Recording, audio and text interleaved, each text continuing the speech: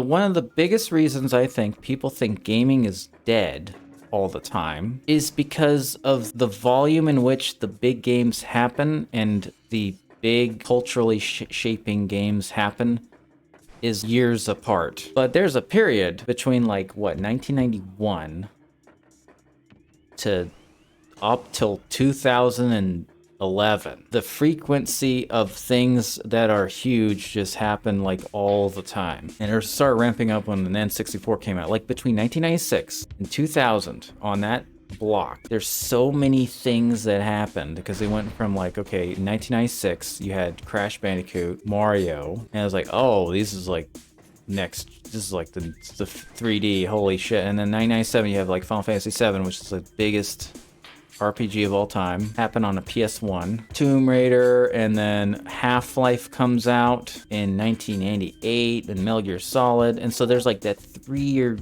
period.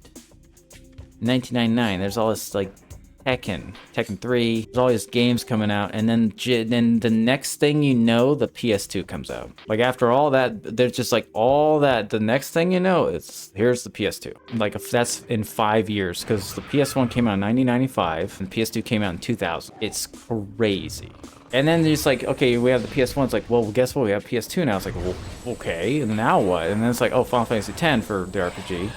And then the Xbox comes out and says, oh yeah, by the way, you can play shit online now. And you're like, what? You can play online? Are you serious? And it's just like, I can yell at strangers. What? And then then you get that. And then the next thing you know, you're playing like this.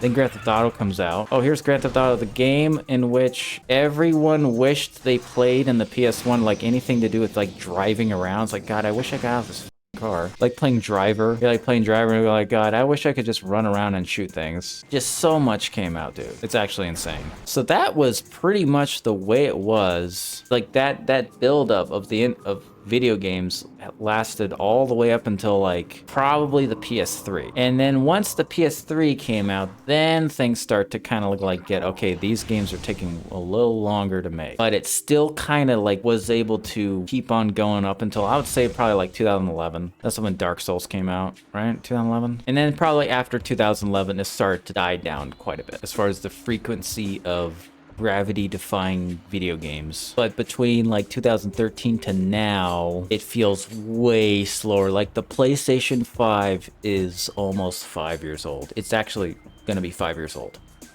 I think most people look at their PS5s and go like, in the back of their mind, I think everyone's like, why do I feel like I just got ripped off? Just slightly. That's not like a rip-off, but it's like, why do I feel ripped off? Just a little bit.